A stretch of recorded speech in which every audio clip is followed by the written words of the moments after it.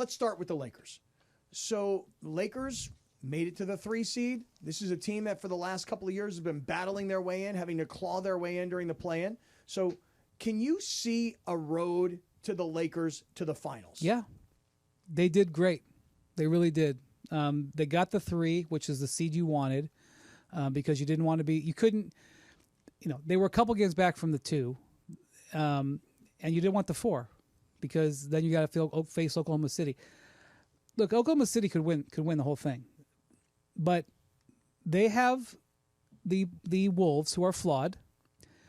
Maybe they get the Rockets. Maybe they get the Warriors. If they get the Warriors, that's obviously a tall task, but they match up well. If they get the Rockets, their matchup isn't as good, but you're playing a team that's younger, and you're going to have the way you can look at a series. You can do it right now with your friends or by yourself. Look at a series, put the rosters of both teams into the middle, start drawing players. If your team's got 2 of the top 3 or 3 of the top 4 or 4 of the top 5, most of the time you're going to win. Occasionally not. The Lakers against the Rockets would have 3 of the top 5. Okay, what about the Lakers against Minnesota? They still have 3 of the top 5? Yeah, I think so. And home court, which is so important because they're great here. And, if you were able to get through those 2 series, which you're going to have to play great, to me, the hottest team in the West is the Clippers. The best team in the West is the Thunder. The most dangerous team in the West is the Nuggets. I mean, if you're looking through the Lakers' eyes, okay, Lakers got to beat one of them. Now, I'm not handing them 8 wins. They're going to have to, the seeds don't really matter. The difference between the Warriors and the Rockets is negligible. The difference between the Wolves and the Nuggets is it's negligible. All of them can beat each other. Of course, the seeds matter because you get home court, but 6-3, it's not normal. It's not it's not an imbalance in terms of talent. But the Lakers got into a spot. I don't think there was a good spot to get in the West playoffs. It was always going to be tough. They got into, I think, other than the 1 seed, the best spot they could get. So, and they won their way there. They had to do it. They had a challenging schedule during that last 7-8 games. They won the games that they had to win, and they earned their right to do it. And they've got. I mean, I would not favor them against the Thunder, but I would absolutely think that they can win the series. Sedano is definitely ready to build that J.J. Redick statue outside of Crypto.com Arena. Should we be building it? I mean, a 50-win season, first time since 2020. It's something to be said for a guy who never head coached anything other than his kid's 4th grade team or something. Well, he's done great.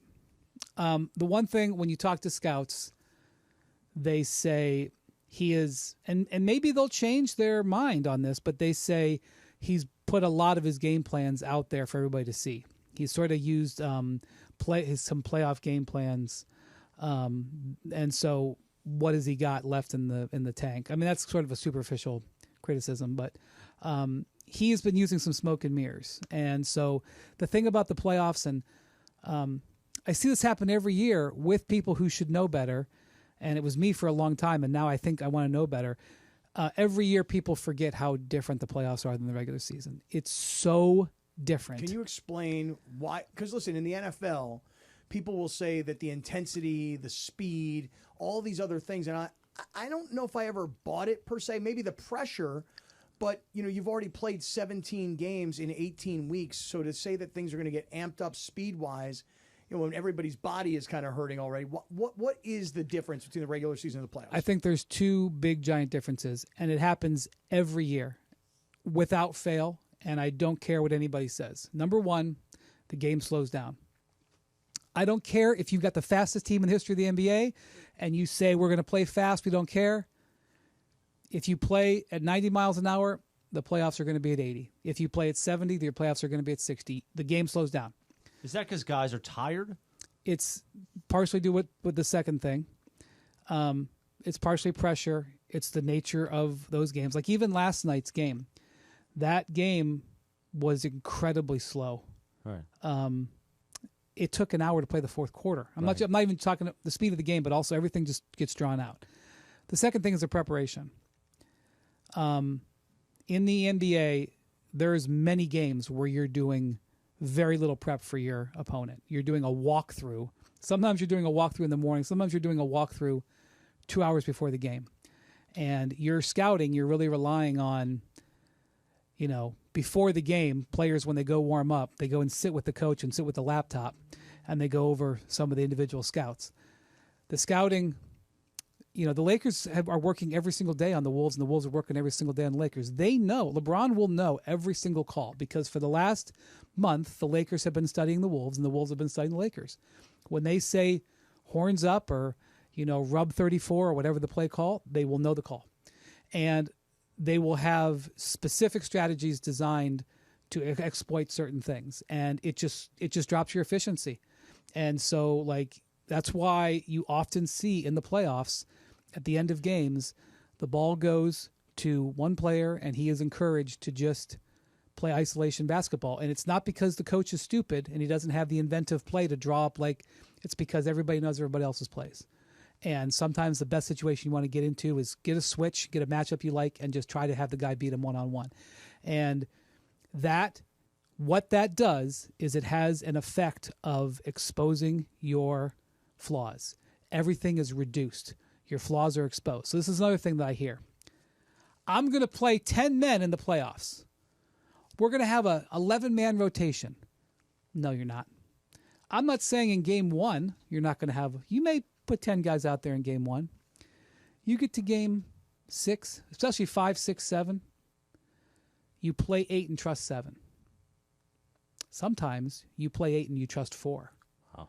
Okay? Now, I'm not saying a ninth gentleman is not putting his foot on the floor. Right. Or whatever. I'm telling you, I don't care what anybody says in April. When you get there, then this is Pat Riley's line. You play 8 and trust 7. I'll go back to the 2016 finals, the 73-win Warriors. By game 7 of the finals, Steve Kerr only trusted 4 guys. Right. He couldn't find a 5th guy. Okay? And you would never have said that in April when they started. You would have said, no, this is the greatest team in the history of the world.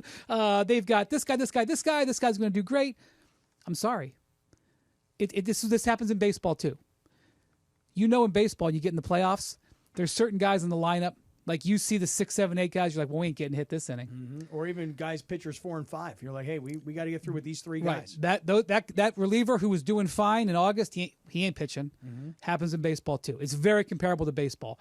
You get deep into a playoff series, maybe you got 4 guys who you think can get a hit. Okay, maybe one guy, he's 2 of 16. So occasionally, obviously it happens. He gets to bat and occasionally he'll hit one. But this happens in the playoffs. And again, not in game 1. I'm not saying on Saturday that it won't look like that. But when it gets tight, things get reduced. And so coming back to JJ, he will have flaws exposed. Every coach will have it exposed. So Sedano ain't going to like that you said that. Before everybody is prepared to build the statue, know that JJ is probably going to screw up. He's also going to do good stuff, but JJ is probably going to have moments where he screws up in the playoffs. That's not a criticism, that's just a reality. But the crowd ain't going to be chanting out fire Nico like they did in Dallas, right? That's true. Yeah. By the way, since I haven't seen you guys since then, maybe the biggest series of disasters, perpetuating disasters, watching Luka put up 45 after weeping. It was tough. Great. God, it was great. And he comes out yesterday and says, I have no regrets. Yeah. Well, to make matters worse for Dallas, as you talk about a series of disasters, not only did they down on him, and when I say down on him, I mean personally, professionally, in every way they could have. When they made the trade, he's fat, he's sloppy, he's not a team guy, he smokes too much hookah, he drinks too much beer. He's not part of what we do anymore. We don't want him. And when they hosted the Lakers about a week and a half ago, and they are having this tribute video, it's like, you guys said such terrible things about him on the way out the door. I know. Now you're celebrating him like you loved him, and then he's crying. He comes out. He goes on fire, especially in that first quarter, and then winds up scoring 45 points. But Mike Breen, during the broadcast, says, oh, yeah, there's Anthony Davis. He was the other side of this trade. And that night, not only did Luka score 45, but AD only scored 13. And LeBron played defense against him and really shut him down. I almost thought LeBron intimidated him, frankly. So it was not only the Luka performance, it was combined with the terrible performance by Anthony Davis. AD needs a big game tonight. You know, all the Lakers fans know the story with Domantas Sabonis. He lost. He went 0-10. Now they won. He won the last 4 against him. Lakers finally got some wins against Sabonis recently. AD needs a big game tonight, because he didn't have a big game last week or whenever it was, on the 9th or whatever it was. What if AD just stays outside like he did in that game and doesn't go inside and just becomes a 3-point shooter or pretends he's a 3-point shooter? Well, you've seen it before, but I mean, we've seen it a lot out here. AD is a great player. He's just not Luka. I mean, like that's just reality. And now the general manager from Dallas, like hand-picking who can come into this press, event that he put on. I mean, like he's going to censor the media, and then his whole story of we still don't have any regrets. Defense wins championships. Anthony Davis is a much better defensive player, and a lot of the ESPN colleagues were in there going, yeah, but here's the data that says that you're kind of actually wrong about defense winning championships. Well, defense does win. That's true, but they had good defense last year. They were. I think they were like second in the league in the playoffs in defense.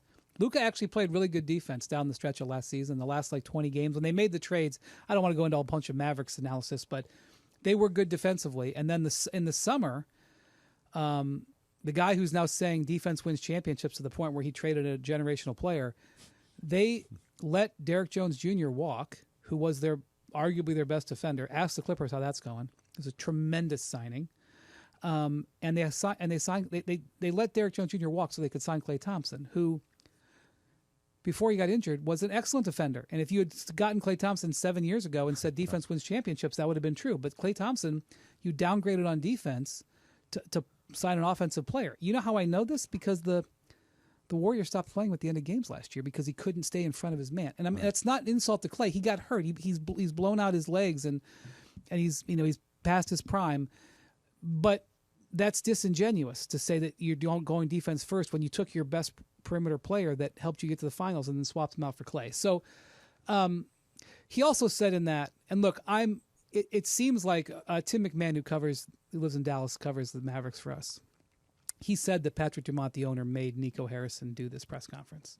So when you understand that, you start to maybe try to understand the way he approached this more. But he said, so I kind of feel bad for holding what he said to the light, but I can't help it. He said, well, we showed in those 2.5 quarters that we had a great team. He's talking about AD's first game where he played 2.5 quarters and got hurt. Right. And apparently he could have heard a pin drop in the room. 2.5 quarters. What do you? It would have been preposterous if he said 2.5 weeks. It would have been borderline if he said 2.5 months. But okay, 2.5 months. He said we had that great team for 2.5 quarters. Insane. I know. Oh you just talk about covering for an ownership group. That's why he gets paid what he gets paid. Hey, listen, I'm the one who has to take it. And if I'm Nico Harrison, I'm the one who has to stand in front of the media. I'm the one who has to catch all the arrows because I'm the cover for ownership. And that's what he is. You're right, Cap, but here's the thing. I've talked with Bob Myers, and I've talked about this on television. Bob Myers is... Listening to Bob Myers, like just sitting in a room listening to him, it's like a masterclass. And I agree with this. Okay, they decide they don't want to pay Luka Doncic. Regardless of whether or not you agree with that decision, they made this decision. And maybe it was made by ownership, maybe it was made by the GM. It doesn't matter. They make that decision. I don't agree with it. Okay. They decide Anthony Davis is the player they want for Luka. Again, I don't like that trade, but you can present your case and say you want to play with defense and we think he goes with Kyrie. Okay, I'll get there. You can get me there. But the trade doesn't make sense. You can't do that trade and not get Austin. Not people who are saying, well, they should have gotten the draft pick and they should have gotten the pick swap. I'm like, dudes, I don't know who the draft pick and the pick swap are. I know who Austin Reeves is. And not only that, Austin Reeves has arguably a top 5 value contract in the league. Okay, if you want to argue that Jokic has a value contract because he should make $100 million, okay, maybe it's top 10. But it'd be one thing if Austin Reeves was making $30 million and they said, look, we can't afford Kyrie Irving, Anthony Davis, and Austin Reeves. You can't have all these salaries. That would be one thing. Austin Reeves is making like $14-15 million. He is if the All-Star game was done at the end of the year and not in February, he would have been an All-Star. Okay? You can't not get him. You can't. And, like the story that I was told was, they asked and it came down from, I'm sure Rob felt the same way, but it came down from Jeannie. We're not trading Austin. Cool.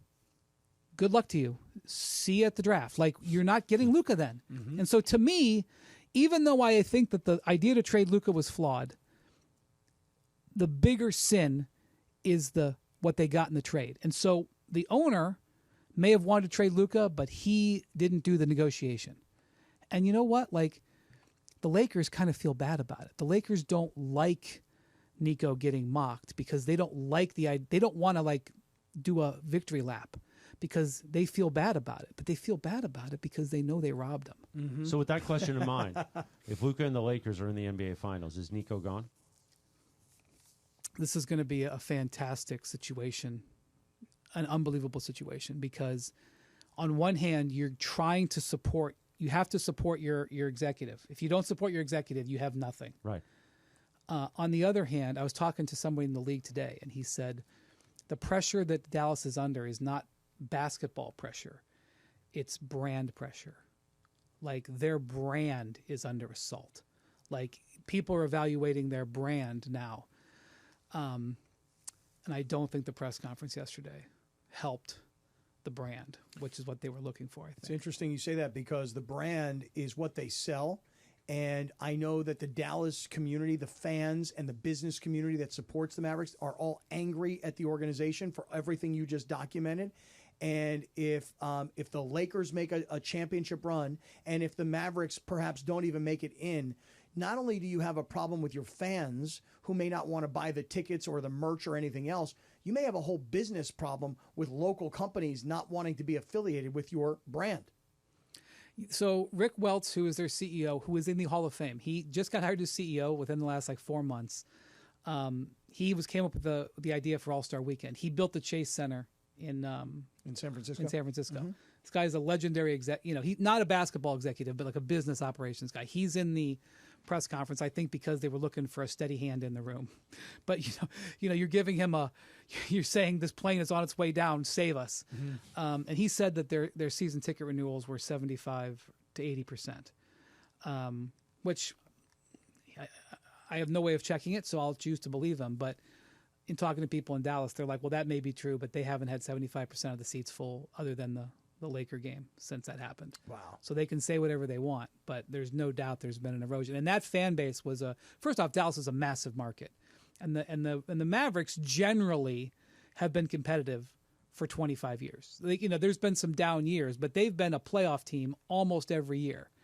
Obviously they've gone to several finals. It was a robust market. It's not the Lakers, but it's robust. It's definitely top 5, 6 in terms of quality of the market, quality of the franchise, and the damage is pretty huge. I mean, just think about it this way: it's hard to compare it to Kobe because Shaq came and that's when the Lakers were winning. But imagine 6 years into Kobe's career, he had 3 rings, so I can't really compare it. But imagine if Kobe got traded for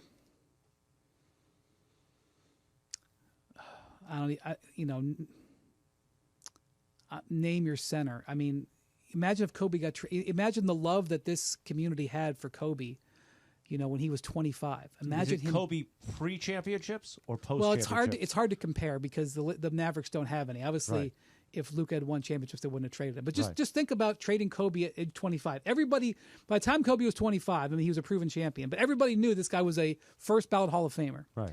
The concept of trading him for another All-Star, I'm trying to think of who would have been comparable in 2004, 2005. But think of trading him for an All-Star center, but not a guy who was going to be a first ballot Hall of Fame. Well, maybe AD will be, but you see my point. Compare that. That's That's what Dallas. That's did. what Dallas feels like their fan base lost. They were looking at this guy like, this guy's going to play for 20 years. There's going to be a statue of him next to Dirk out there. That's how, I mean, we're going over old ground, but I'm just saying. But Brian Windhorst is in studio, and Wendy, just to go back to the Lakers, one thing you talked about was Austin Reeves and how Dallas should have tried to have gotten Austin Reeves, and how the Lakers said demanded. No. They should have Austin Reeves or no deal. Right. So here's the thing, and I'll ask you this question: where would the Lakers be this season without Austin Reeves? Not in the 3 seed. And here's the thing: his contract is still great for next year too. So, the one thing I'm wondering, and it's too early, and I haven't asked anybody about this, so don't go running with this, please, world. But last summer, as you remember, LeBron offered to take less money on his contract. He didn't offer to take 50% less, but they were looking at a handful of free agents. I can't remember who they were looking at. And LeBron offered to take a little bit less to help the Lakers maybe get a free agent. As I recall, Klay Thompson's name was being talked about. That was one then. of them. Yep. LeBron, I assume, will opt out again. It could be back on the table because Austin's number is so low, and Luka can extend his contract in August, but his number is locked in for next year, so his number will be his number, and it's possible, depending on how various things, that the Lakers could get themselves back into a position where they could maybe go after. You have their exceptions, basically. They wouldn't have cap space, but the Lakers are spending high enough that they don't have an exception. Whatever. I won't get into the nitty gritty, but we'll see if LeBron may revisit that. Whether he would revisit that. And the reason that would be a window to do it is because Austin's contract is still such a good bargain. It's a good discount, and the Lakers' payroll isn't out of whack yet. Now, in 2 years, Austin's going to opt out of his contract. You have to pay him. And then, in theory, Luka has extended into a big number, and the Lakers are going to be a second apron team, and they're going to be a high payroll team, and they're going to start playing around. But they still have a window. I'm wondering if LeBron will revisit that, especially depending on how this season goes. Look, if they go to the finals and win the title, then LeBron's like, I'm going to take my money. Thank you very much. But if they don't, LeBron was, I think LeBron was, number one, he was 39. Number two, they drafted his son. He was in kind of a giving mood, and so Bronny scored 39 in a G League game once upon a time. I heard Bronny was playing. He was Ant Edwards in practice the last couple of days. That's what they said. If you say anything Bronny related, watch out. Sedano will come after you, so be careful when you see him. He's very protective of very him? protective of Bronny. Yeah. Screamed at me on the radio. I was like my second day back. Wow. Yeah. Yeah, he almost died. I almost died. 5:39, 5:34 p.m. Are you got anything else, or can I talk Colombo now? You can talk Colombo. Brian Windhorst. Let me just say one thing. That was awesome to listen to. Incredible. I mean, honestly, we're like literally sitting here hanging on every word. Just again, I'm not saying he's going to do it because I haven't investigated yet, but I'm just going to remind everybody of that scenario. How to Dial a Murderer, Season 7 episode. My new favorite. My favorite Colombo.